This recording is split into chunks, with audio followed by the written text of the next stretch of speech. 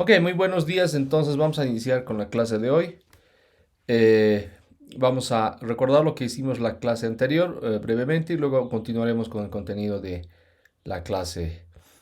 Eh, Recordemos de que estábamos estudiando cómo la liberación de la energía por la reacción de fisión nuclear es aprovechada para la generación de energía eléctrica, ¿no?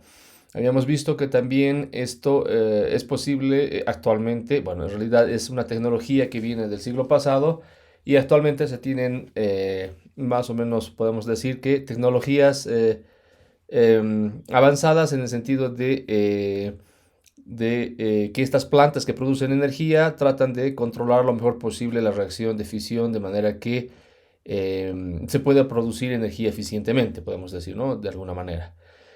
Hemos visto también que, revisando por ejemplo la página de la Organización de Energía Atómica, que las plantas de este tipo de producción de energía, ¿no? O los reactores nucleares, están distribuidos a lo largo del mundo y están siendo proyectados en muchos países, ¿no? Nuevos reactores que están siendo planificados para el futuro, ¿no? Hemos visto también que entre los países que tienen, por ejemplo, programados la construcción de mayores reactores, China lidera justamente esta lista de los varios países, ¿no? Que están en este propósito de producir energía mediante los reactores nucleares, ¿no? Bueno, finalmente habíamos dicho de que naturalmente por la experiencia pasada que se tiene de la generación de energía eléctrica por parte de los reactores, bueno, es un paso un poco, digamos, tormentoso en el sentido de que han habido incidentes nucleares que han, vamos a decir, dañado un poco, por decir de alguna manera, la imagen de la producción de esta forma de la producción de energía de esta forma de tecnología. Y de esta manera, por ejemplo, no es, o sea, no es lo mejor que uno pueda, digamos, optar en la generación de energía. Sumado a esto, tenemos justamente también la, los fenómenos naturales que contribuyeron de una manera significativa también en estos incidentes, por ejemplo, ¿no? Eh, digamos, podemos nombrar los eventos de repente más famosos de la historia como ejemplo para mencionar algunos, ¿no? Por ejemplo, el incidente de Chernobyl, que lo habíamos visto, como incidente, digamos, de error humano, podemos hablarlo. Y el otro, el incidente de Fukushima, ¿no? Del reactor de Fukushima, que es el más reciente, que ha sido provocado por un fenómeno natural, ¿no? Entonces, habíamos visto que también en este tipo de incidentes lo más peligroso o dañino es a largo plazo, a mediano o largo plazo, es decir, con la producción justamente o la liberación y difusión de material radioactivo que puede ser incluso difundido kilómetros del punto donde se produjo el incidente, debido a que los efectos atmosféricos, por ejemplo el viento, podría transportar estos productos radioactivos a decenas o centenares de incluso kilómetros de donde se produjo el incidente. Justamente aquí vimos una, una figura donde nos muestra, por ejemplo, en el caso del incidente de Fukushima, que los productos que se liberaron en el incidente no fueron difundidos por los efectos atmosféricos o prácticamente podemos decir el viento, desde el punto de el incidente hasta, por ejemplo, distancias tan grandes como llegar, por ejemplo, a la costa del continente norteamericano, ¿no? O del continente, mejor dicho, americano y llegar a la costa norteamericana. Entonces, esta experiencia que se tiene, ¿no? Muy, muy delicada, digamos, con ese tipo de tecnología, naturalmente podemos pensar de que nos lleva a otro contexto en el sentido de poder aprovechar, si bien una reacción una reacción nuclear que libera energía y enfocándose, por ejemplo, en una reacción de fusión, a diferencia de una reacción de fisión que lo que se busca es no fisionar o dividir el átomo y de esta manera aprovechar la energía liberada de la reacción de fisión. En el caso entonces alternativo, habíamos visto, tenemos el caso de la reacción de fusión, ¿no? Que en este contexto vamos a ver que podemos también usar como tecnología para poder aprovechar la energía liberada de la reacción, ¿no? Solamente permítanme poner el cursor. Entonces, en este sentido, podríamos hablar de la reacción más popular, por decir de alguna manera, que ocurre en la naturaleza y es justamente la fisión de los núcleos de deuterio para la formación de helio, ¿no? O lo que comúnmente se conoce, vivimos en la lección anterior, se conoce como la quema del hidrógeno para producir helio, ¿no? Bueno, en estos dos tipos de reacciones también puede ser la fusión de dos núcleos de deuterio para la producción, por ejemplo, de tritio, donde ustedes pueden ver que se da la liberación de energía, en el segundo caso, un poco más grande, ¿no? Y esta energía finalmente es la que se aprovecharía, por ejemplo, para la generación de energía eléctrica, ¿no? De igual manera de lo que se hace, por ejemplo, con el caso de la reacción de fisión nuclear. Entonces, la pregunta que se nos vendría en mente inmediatamente es la siguiente, ¿no? Si esto ocurre en la naturaleza de una manera, eh, eh, digamos, conectada con la producción de energía en las estrellas, ¿no? O lo más cercano a nosotros, el Sol, ¿sería posible de reproducir este tipo de reacciones en la Tierra? O en otras palabras podemos decir de que sería posible de que podamos construir una suerte de sol, ¿no? O podríamos recrear las condiciones del sol para que esto se dé en la Tierra. Y la respuesta es sí. En realidad, obviamente, es bastante complicado. Es una, es una meta, un reto que está buscando, digamos, la humanidad. Y no solamente una meta científica, sino también una meta tecnológica. Y de hecho, con más hincapié haciendo, digamos, referencia a lo segundo, es decir, que la meta es más resolver cuestiones tecnológicas en este momento, ¿no? Entonces, en este sentido habíamos nombrado uno de los, en realidad es el experimento o el proyecto más grande que se está llevando adelante en este momento que tiene como siglas ITER, ¿no? Que es el proyecto de la construcción de un reactor de fusión nuclear, un reactor de termonuclear de fusión, que está naturalmente compuesto por la ayuda de varios países, entre ellos naturalmente países eh, de la Unión Europea y entre otros de los otros, tomando en cuenta los otros continentes, ¿no? Por ejemplo, tenemos de nuestra región, en Sudamérica, tenemos, por ejemplo, participando a Brasil activamente en este proyecto, ¿no? Entonces, esta es la página justamente del proyecto y ustedes pueden visitarla para ir, digamos, indagando en más detalles. Actualmente, este es un proyecto, como decía, internacional, multiinstitucional, ¿no? Donde participan justamente universidades y centros de investigación de todo el mundo, con el único propósito, nuevamente lo repito, de construir este reactor de fusión, ¿no? Justamente aquí podemos ver de que 35 países hasta el momento, ¿no? Están, digamos, participando en más de 30 años que tiene el proyecto ya, están participando en este propósito, ¿no? A ver, vayamos entonces a cuestiones bien generales y técnicas de lo que podría ser posible en este futuro reactor, ¿no? Para empezar, tendríamos que, para imitar un poco lo que sucede en el Sol, tendríamos de que agarrar los núcleos de deuterio y provocar una reacción de fusión, ¿no? Entonces, el combustible, en principio, para este reactor, tendríamos que pensar que puede ser el núcleo de deuterio, ¿no? Y el deuterio, en cierto modo, podemos pensar que también es abundante o sería abundante de tenerlo en la Tierra porque vendría justamente a ser derivado o extraído del agua, ¿no? Por el alto contenido de hidrógeno que está presente justamente en el agua. Entonces, justamente aquí tenemos que el 0.015% de este contenido puede ser extraído en forma de deuterio, ¿no? Y de manera que como tres cuartas partes del planeta es prácticamente agua, ¿no? Entonces tendríamos una fuente casi inagotable, digamos, de este recurso.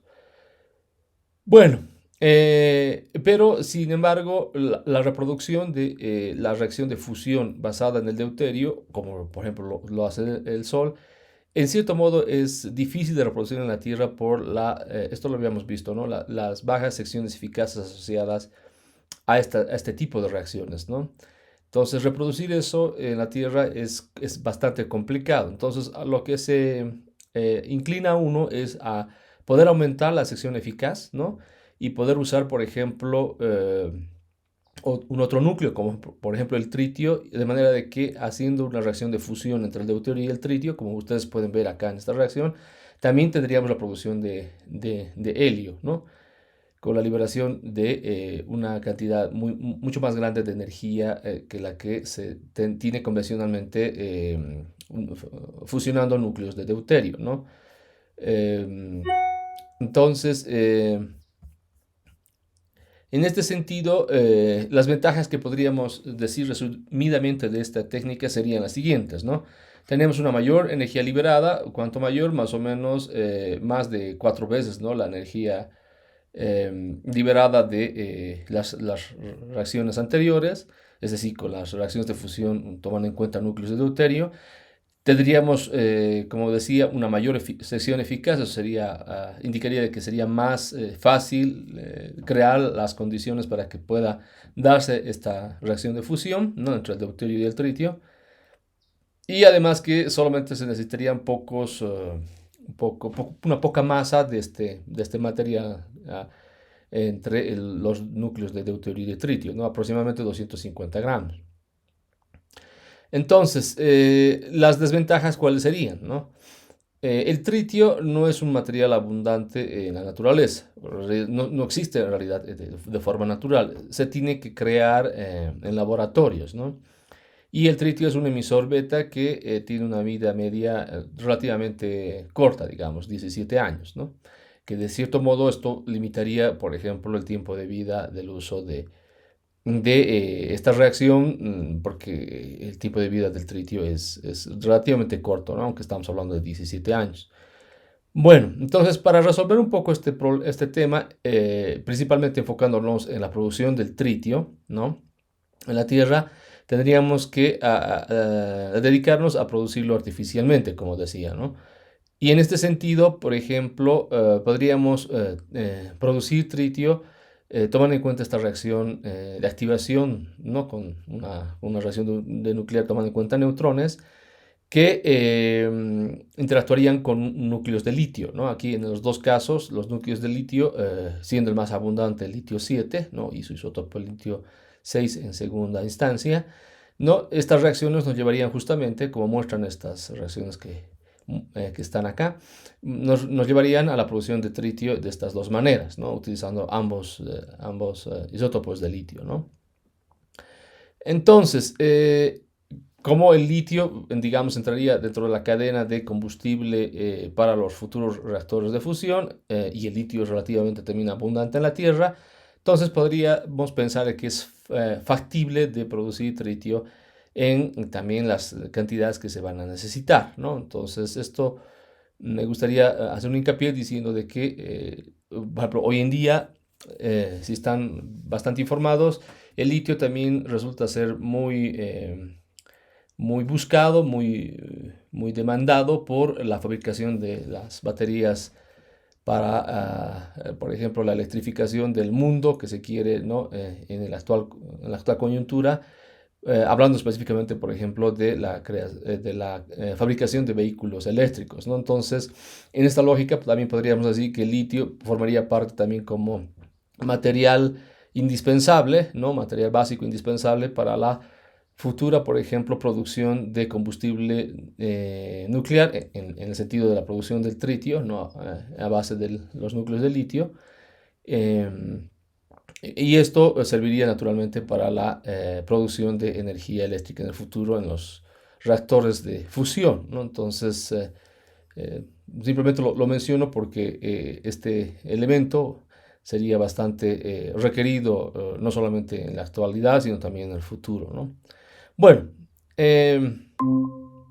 vayamos entonces a otros aspectos que de repente, como decía más antes, limitan la tecnología que hoy en día se tiene para poder controlar una reacción de fusión, por ejemplo, en un reactor, ¿no? Y esto se debe básicamente a lo siguiente, ¿no? En una reacción de fusión, ¿no?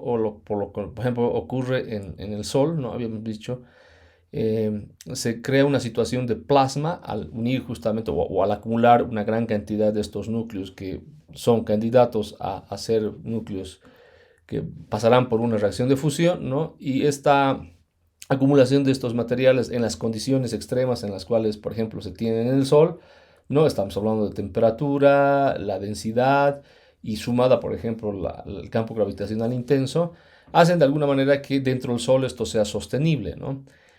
En cambio, la Tierra, en el reactor o en el núcleo del reactor de fusión, esto no es tan fácil, ¿no? Y tenemos más o menos las mismas condiciones de los que se tienen en el Sol, ¿no? Exceptuando, digamos, el campo gravitacional. Entonces, hablando, por ejemplo, de la temperatura, en estas reacciones, tomando en cuenta, por ejemplo, las unidades en electronvolts, estamos hablando de que en esta escala de energías donde sucede la reacción de fusión, tenemos unas temperaturas muy grandes, ¿no? Del orden de cientos de millones de grados centígrados. Entonces, a estas escalas de temperatura, ¿no? Prácticamente cualquier material se vaporiza, ¿no? En contacto con el plasma que está justamente a esta energía, ¿no? Entonces, la actual tecnología podemos decir de que se está enfocando sobre todo en tratar de manipular este plasma, o sea, perdón, no solamente nos estamos enfocando en manipular este plasma y hacer de que el plasma caliente, ¿no? Sea sostenible, pese, digamos, a la temperatura, a las altas temperaturas que genera, sino también hablamos del confinamiento de este plasma por cortos o por más o menos periodos más grandes en realidad de tiempo, comprimiéndolo con campos magnéticos intensos, por ejemplo, ¿no? De hecho, esto no es, podemos decir, no es algo que no se hace modernamente, ¿no? De hecho, esta tecnología de la manipulación de los plasmas, ¿no? En el campo de la física, en realidad es una tecnología que se tiene desde el siglo pasado, ¿no? Y esto podríamos decir de que modernamente tenemos, por ejemplo, tecnología que podría manipular este tipo de plasmas y, de hecho, al decir de que los manipulamos, podemos incluso hacer que estos se confinen en un cierto volumen y que estos finalmente, por ejemplo, no toquen nunca la superficie de los materiales que están rodeando el plasma confinado, ¿no? Con estos campos magnéticos. Entonces esto es muy complicado de hacer, pero como lo mencionaba más antes, esto se hace actualmente, ¿no? Y la tecnología, de hecho, viene del siglo pasado. Entonces, por un lado, podemos decir de que la tecnología de la manipulación de los plasmas está bastante estudiado, la tecnología está bastante avanzada, pero aún faltan algunos detalles, por ejemplo, ¿no? Más que todo trasladar esto a escalas más grandes, porque a escalas más pequeñas, por ejemplo, a las escalas de las que donde ha iniciado este tipo de tecnología que se conocen como las trampas magnéticas o más adelante las trampas tipo Penny. Penny viene del nombre quien ha inventado este tipo de dispositivos. Actualmente esto se trata de trasladarlo a escalas más grandes, ¿no? Y digamos, en esa dirección se está yendo. Respecto al primer punto, aún no se ha podido O sea, no se ha podido, obviamente, ningún material que esté rodeando el plasma va a poder contener esta energía, esta temperatura tan grande que se genera debido a que tenemos temperaturas muy grandes asociadas al plasma, ¿no? Entonces, lo que justamente se procuraría hacer es de que este plasma sea estable en el tiempo, ¿no? Lo más posible, lo más largo en el tiempo, lo más prolongado en el tiempo, y que de repente el plasma nunca llegue a tocar la superficie de los materiales, ¿no? Entonces, una combinación de ambos hace de que la tecnología actual pueda manipular este tipo de plasmas que contienen, ¿no? Los núcleos que van a ser, por ejemplo, o que van a participar en la reacción de fusión, ¿no? Hablando de los núcleos de deuterio, por ejemplo, o de tritio. Entonces, justamente un video que quería mostrarles de la manipulación de plasmas que viene justamente de lo que les mencionaba más antes, es decir, de la manipulación de estos en escalas más pequeñas, pero que están atribuidas a estas trampas tipo Penny, ¿no? Aquí justamente, voy a ampliar un poquito.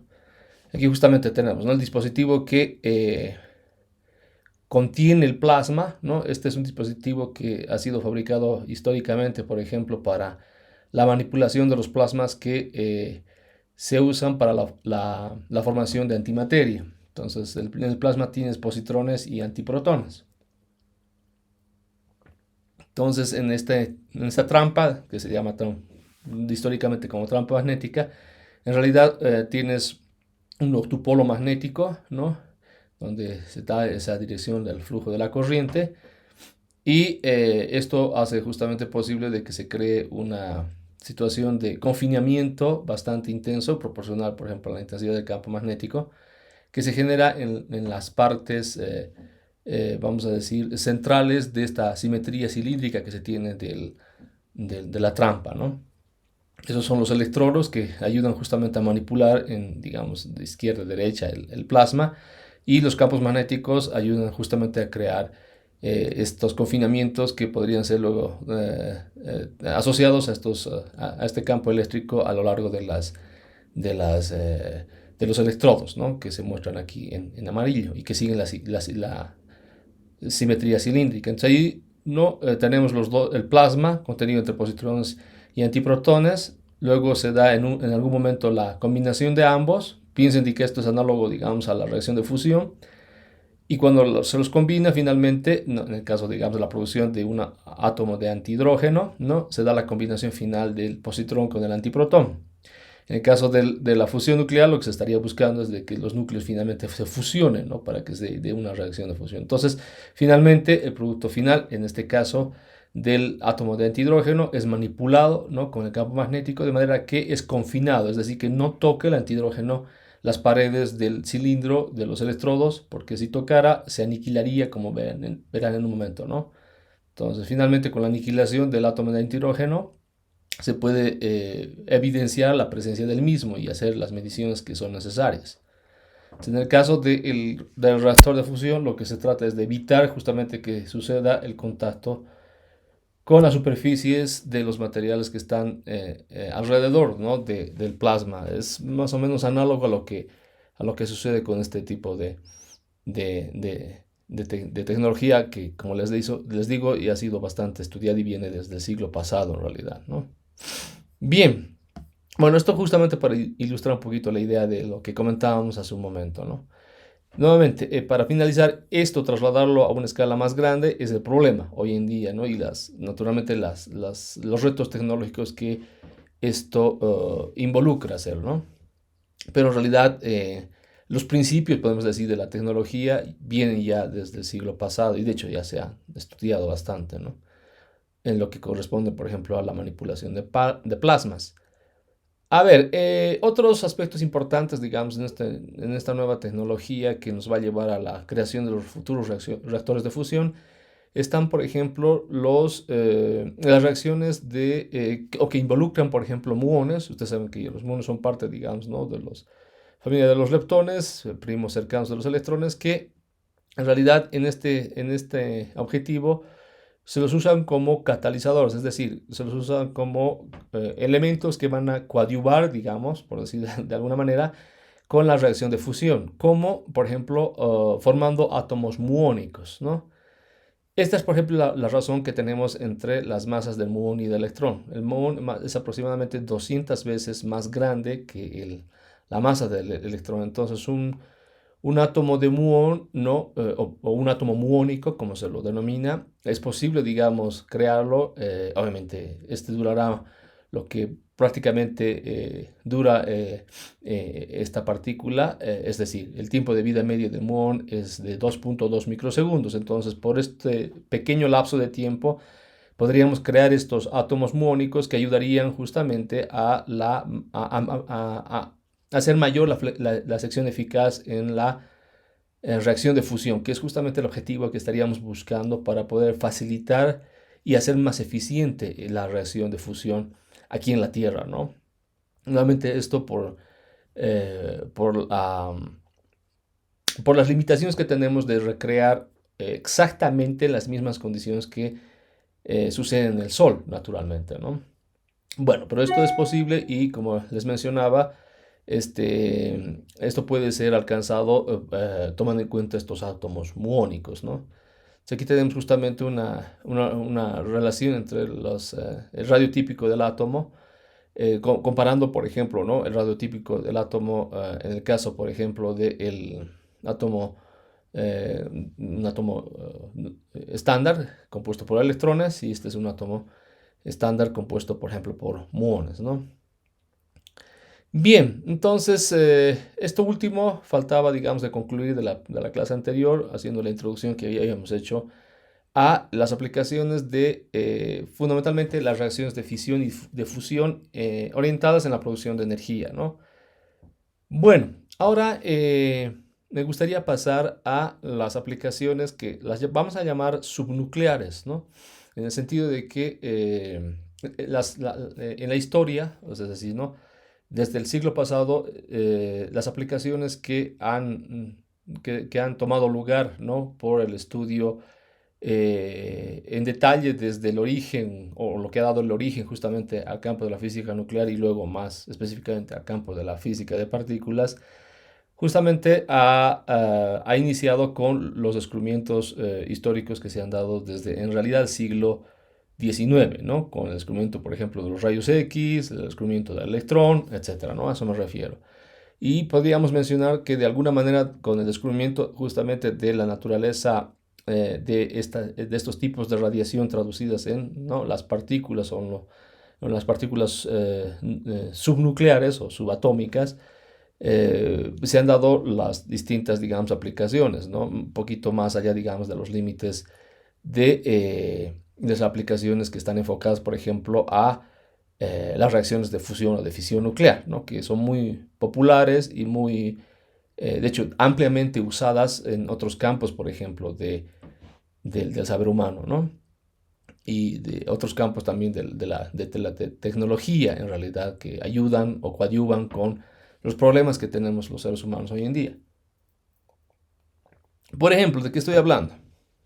Estoy hablando, por ejemplo, de las famosas tomografías que son parte de aprovechar justamente las propiedades de los rayos gamma, los rayos X, que como habíamos visto, ¿no?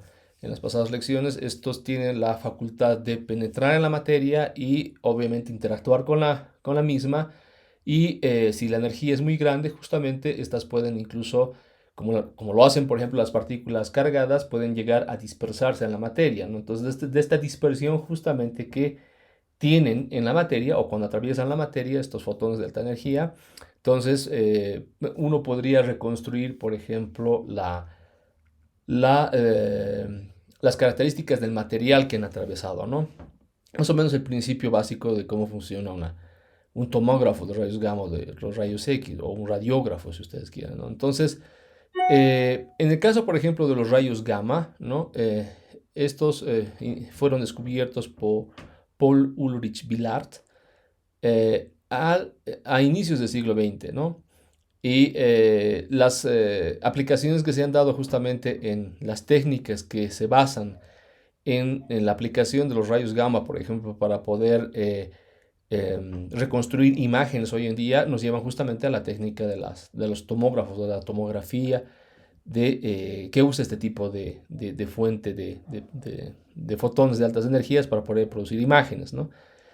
De hecho, una tomografía, o sea, formalmente podemos definirla como una técnica, ¿no?, de exploración que esencialmente se basa en una técnica de exploración usando alguna radiación en particular, ¿no? O nos lleva de esta manera a el campo de la radiología también, ¿no?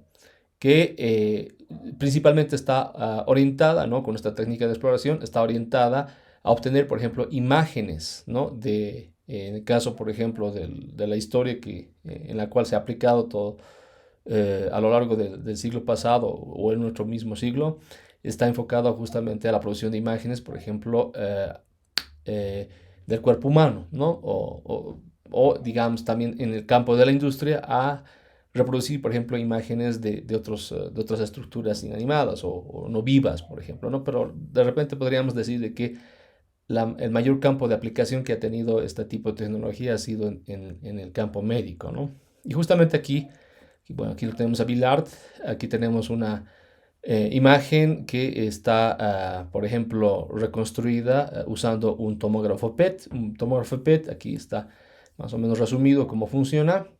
Es un tomógrafo que, como viene de su acrónimo en inglés, ¿no? Es un tomógrafo por emisión de positrones que vienen estos positrones a ser emitidos, por ejemplo, de un radionucleido o de un núcleo de flúor 18. Finalmente este positrón llega a encontrar un electrón cuando este está atravesando, ¿no? Normalmente este radionucleido se inyecta en el cuerpo.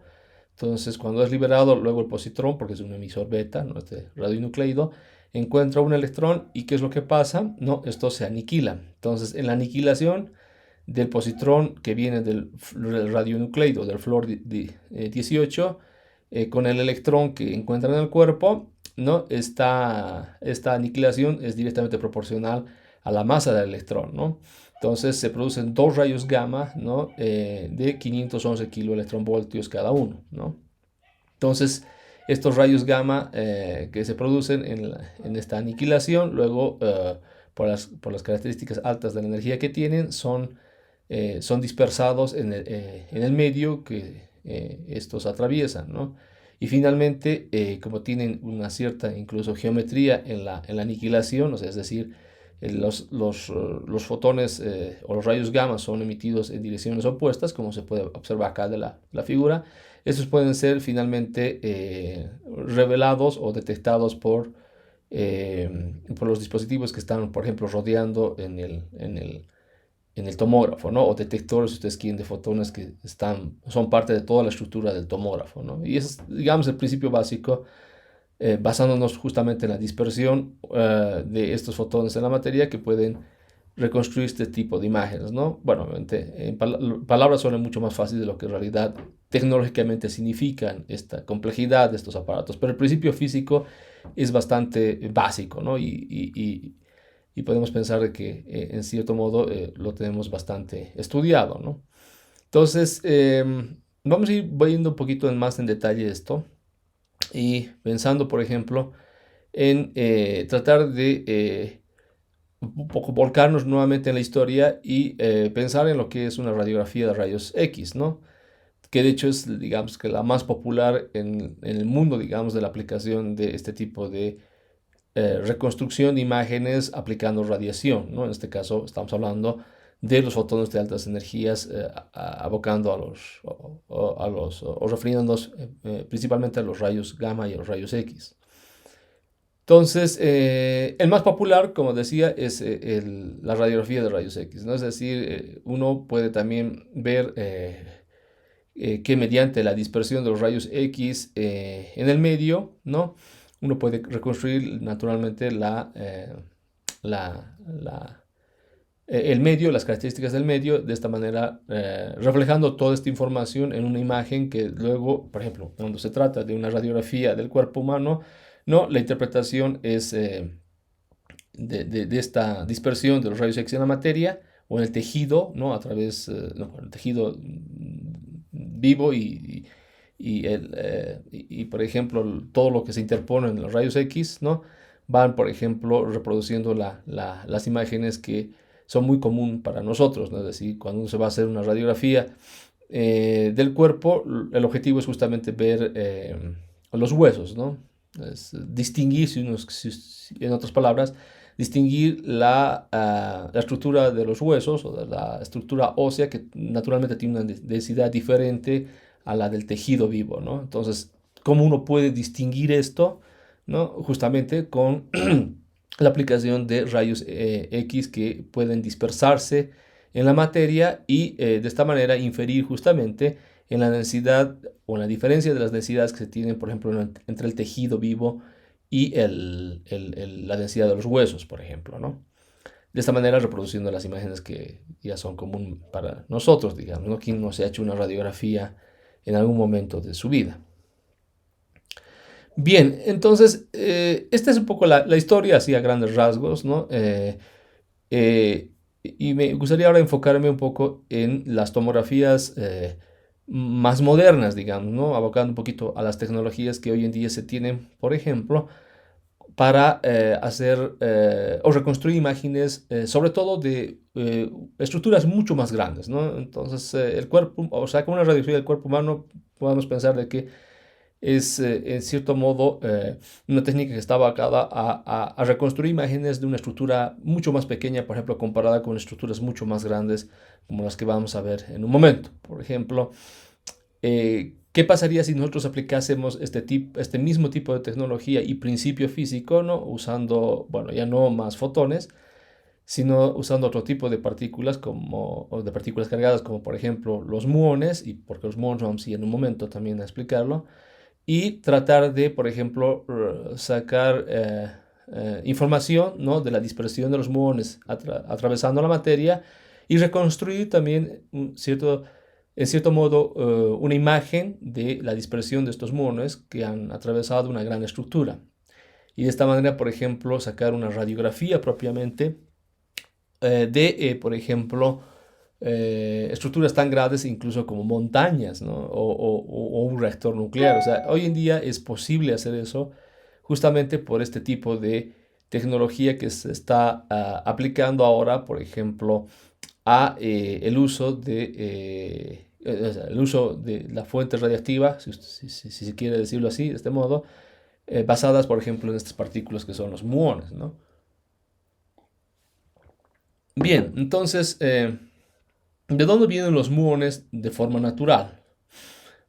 Habíamos dicho, ¿no? Desde la primera lección que el muón es un leptón, ¿no? En realidad es un primo cercano del electrón, pero este es inestable y es mucho más grande o mucho más masivo, ¿no? Aproximadamente, lo habíamos visto hace un momento, 200 veces más masivo que el electrón. Pero, ¿de dónde viene naturalmente o cómo es producido esto? En reacciones también que involucran, por ejemplo, choques entre partículas a grandes energías, ¿no? Y bueno, y de manera natural esto ocurre por las interacciones que ocurren, ¿no? Entre los rayos cósmicos, que son también partículas cargadas, en un momento vamos a ver un poquito más en detalle, que interactúan en lo alto de la atmósfera y producen una cascada de partículas que luego es transportada a lo largo de la atmósfera y que llegan incluso, en el caso de los muones, hasta la superficie de la Tierra e incluso estos llegan a atravesar una cierta porción de la corteza terrestre, ¿no? Por las características que tienen. ¿A qué me refiero con esto? Que entre la radiación más penetrante que se tiene en la naturaleza, ¿no? Después de los neutrinos están justamente los muones, ¿no? Los neutrinos son también partículas que al carecer naturalmente de carga, estos interactúan muy débilmente con la materia y entonces penetran bastante o atraviesan bastante la materia, ¿no? Bien, a ver, empecemos entonces a decir algunas palabras sobre qué son los rayos cósmicos, como mencionaba, ¿no? Ya que son los que producen los muones de forma natural en la atmósfera y son justamente los que se usan como fuente para poder hacer este tipo de tomografías de las cuales comentábamos, ¿no? A ver, en esta figura de acá, quiero resumir así brevemente qué son los rayos cósmicos. Lo que están ustedes viendo acá es el espectro de los rayos cósmicos, ¿no? Es decir, el espectro se entiende como el flujo de los rayos cósmicos en función de la energía, ¿no? Aquí ustedes pueden ver que la escala de la energía en las cuales se tiene este espectro de los rayos cósmicos es gigantesca, ¿no? De hecho, podríamos hacer incluso una comparación con las energías que se tienen actualmente, por ejemplo, en los aceleradores más grandes, ¿no? Por ejemplo, aquí está el LHC, ¿no? Que está presente en el CERN, y los aceleradores antiguos que pertenecen al siglo pasado, como el Tevatron, el RHIC, ERA, etcétera, ¿no? Otros que han sido, digamos, parte del desarrollo de este tipo de tecnología para estudiar la estructura de la materia. Entonces, ustedes pueden ver que por un poco más de 2 órdenes de magnitud, todavía las energías, ¿no? Que corresponden a los rayos cósmicos que vienen del espacio exterior, ¿no? Son mucho más, vamos a decir, son en 2 órdenes, un poco más de magnitud, órdenes de magnitud, es más grande las energías que vienen de estos rayos cósmicos, ¿no? Desde el espacio exterior. Entonces son energías que obviamente no podemos reproducir aún hoy en los aceleradores de partículas, ¿no? Repito, el LHC está aquí justamente, ¿no? Entonces, en la estructura que ustedes pueden ver de los rayos cósmicos, podemos distinguir 2 zonas, ¿no? Características aquí con el cambio de pendiente. Esta de acá, que más o menos pertenece a, a los 10 a las 7 gigaelectronvoltios de energía, vamos a decir, ¿no? Corresponde a la región de las rodillas, se la denomina aquí. Y la más energética, que está muy cerca de los 10 a las 10 gigaelectronvoltios, corresponde justamente a la región del tobillo. ¿Qué significan estas 2 regiones? En realidad significan una transición en la fuente de las cuales están proveniendo estos rayos cósmicos, ¿no? Noten que, por ejemplo, el mayor flujo de los rayos cósmicos que corresponde a una energía mucho más pequeña, no es justamente los protones que vienen del Sol. Por eso aquí lo denotamos como la fuente es exclusivamente el Sol, ¿no? Entonces, parte del estudio de los rayos cósmicos que, por ejemplo, se enfocarían en el Sol, hoy en día estos se han abierto un área muy grande que es, por ejemplo, el clima espacial, ¿no? Que es parte, digamos, de todo de este conocimiento que tenemos hoy en día, ¿no? Donde, repito, la fuente de los rayos cósmicos son los protones que vienen del Sol, ¿no? Entonces, como comentaba más antes, ¿no? En estas 2 transiciones que tenemos en la región de la rodilla y en la región del tobillo, ¿a qué nos lleva? A un cambio en la fuente de estos, ¿no?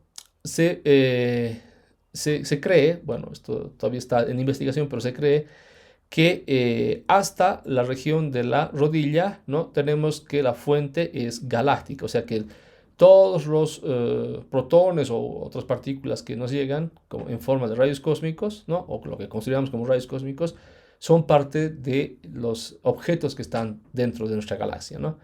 Por encima de las energías de la rodilla, ¿no? Son objetos que vienen fuera de la galaxia, o son, perdón, partículas que vienen de objetos que los emiten, ¿no?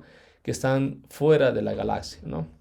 Entonces es natural pensar de que esta justamente emisión está traducida en términos de partículas o rayos cósmicos muy energéticos, ¿no? Es justamente la escala que tenemos acá, que podemos distinguirla en nuestro espectro de los rayos cósmicos, ¿no? Ahora, ¿qué partículas son los rayos cósmicos? Principalmente son protones, en toda la escala que podríamos mencionar. Y fundamentalmente en la escala de las energías asociadas a la fuente del Sol, solamente son protones que vienen del Sol, ¿sí? Entonces, este es un 86%, podemos decir, de que son protones dentro de, digamos, de todas las especies que nos llegan de partículas, ¿no? Como rayos cósmicos. Un 12% son núcleos de partículas alfa o núcleos de helio.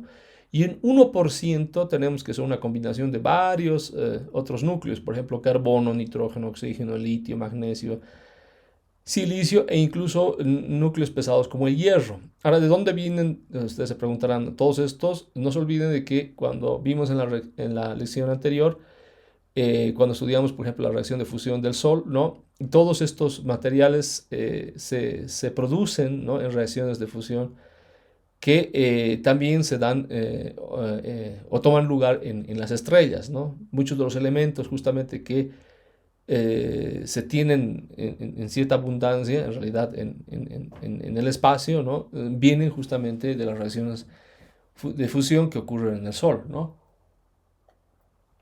Bueno, estas luego son aceleradas por mecanismos que aún se están estudiando y bueno, llegan como en forma de rayos cósmicos, es decir, de partículas de muy alta energía y llegan incluso a interactuar con la atmósfera por la energía que tienen, llegan digamos, a evitar el campo magnético que nos protege, digamos, ¿no?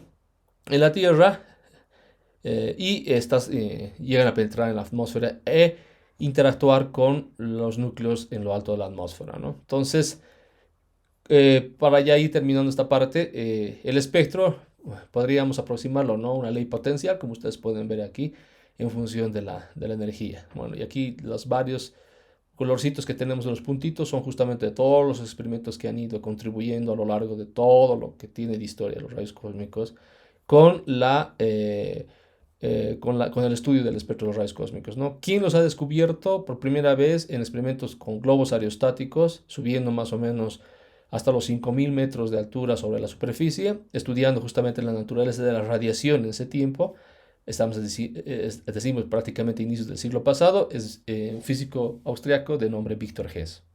Muy bien, entonces con esta introducción así muy corta de los rayos cósmicos, estos finalmente cuando penetran en la atmósfera de la Tierra, interactúan, ¿no? Con los átomos que componen la atmósfera, probablemente el nitrógeno, que es el más grande, ¿no?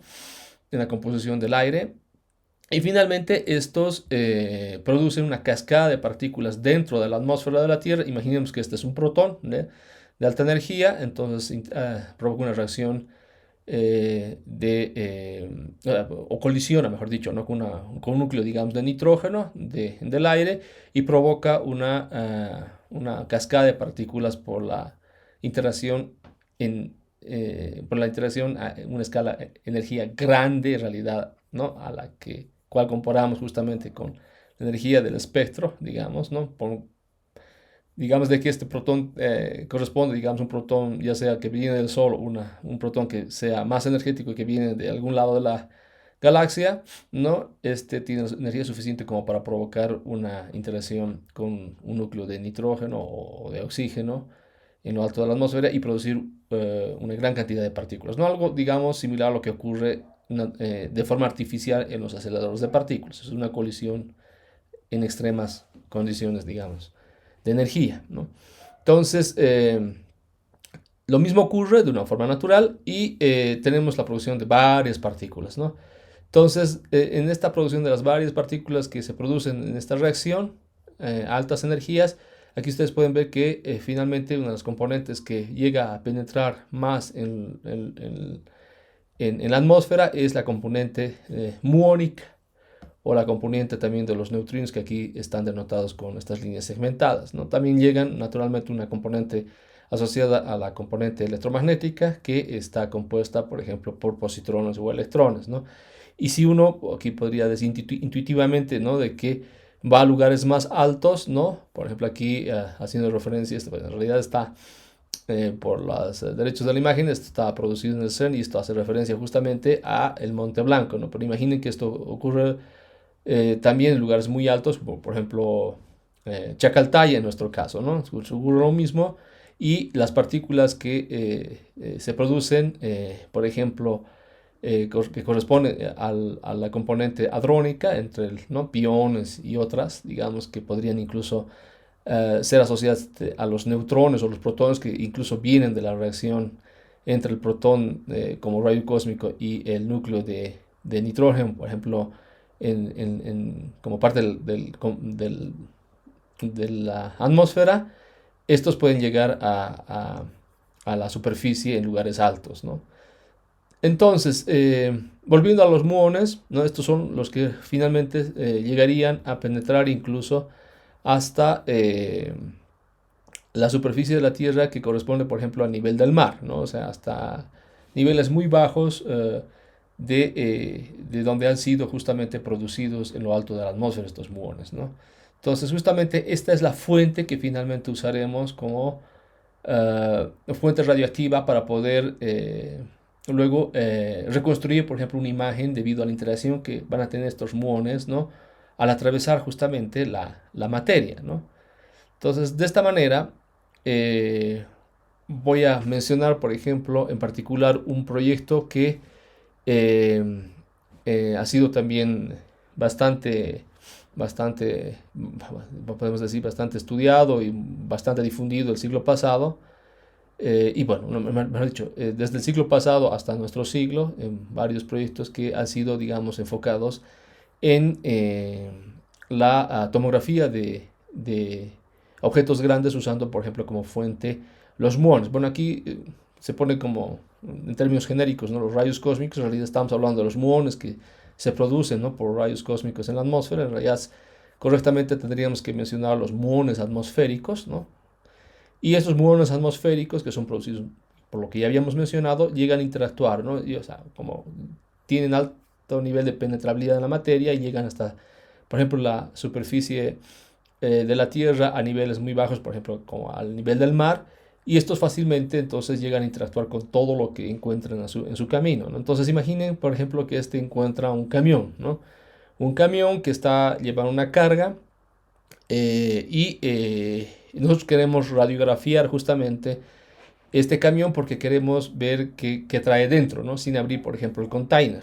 Es justamente lo que ha sido enfocado este proyecto que se llamaba MUSTIL, ¿no? Es un proyecto europeo. Y de la interacción entonces que tienen estos muones, ¿no? Con los varios materiales dentro del container, uno puede decir, esto ya lo habíamos visto, ¿no? De que por la dispersión que tengan estos con la interacción, ¿no? con la materia, reflejando de alguna manera esta dispersión la densidad de los materiales, ¿no? Obviamente teniendo una mayor dispersión en materiales más densos, como por ejemplo se quiere mostrar acá. Entonces uno puede llegar a inferir una imagen, ¿no? O una reconstrucción, si ustedes quieren, de la densitometría, si es la palabra correcta, ¿no? De todo lo que está dentro del container, incluyendo el mismo material del container, ¿no? Entonces uno puede inferir de que dentro del container, debido a la dispersión grande que tienen los muones, puede decir de que hay algo muy denso que está dentro del container, ¿no? ¿Esto para qué importa? Importaba justamente en el escáner o en la radiografía de estos containers para poder revelar, por ejemplo, los contenedores de plomo que llevaban, por ejemplo, material radioactivo, porque en Europa esto, en algún tiempo de su historia, había mucho contrabando de materiales radioactivos, ¿no? Entonces uno quería, digamos, indagar en que esto, en controlar de alguna manera este contrabando y justamente hacerlo esto radiografiando los containers. Bueno, no es el único propósito, ¿no? Hay otros propósitos también donde se radiografían este tipo de estructuras, ¿no? Bien, entonces, históricamente hablando, ya para terminar esta primera parte de la clase, históricamente hablando, ¿quién usó como primera vez, ¿no? Una técnica de estas características? En realidad es, aquí tenemos el artículo, bueno, es un artículo que viene justamente, perdón, aquí no está el artículo histórico, son artículos luego que son, digamos, referidos a otras técnicas que también usan esta técnica de la radiografía con muones, pero que corresponden más a nuestro siglo. En realidad, el primero que usó esta técnica, que también es parte del laboratorio de los Álamos, es un científico de apellido Álvarez, que usó por primera vez esta técnica en radiografía justamente la pirámide de Giza en Egipto, ¿no? Y con esta técnica, por ejemplo, él reveló la existencia o sea, habitaciones, si vale el término, dentro de la pirámide, que estaban escondidas y que no se conocían, por ejemplo, que no estaban exploradas por la arqueología en esa época. No estamos hablando de la década de los 70s, 80s, más o menos del siglo pasado, ¿no? Bueno, eso como un poco parte de historia. Bien, quedaremos entonces en esta primera parte acá y continuamos en la segunda parte. Muchas gracias.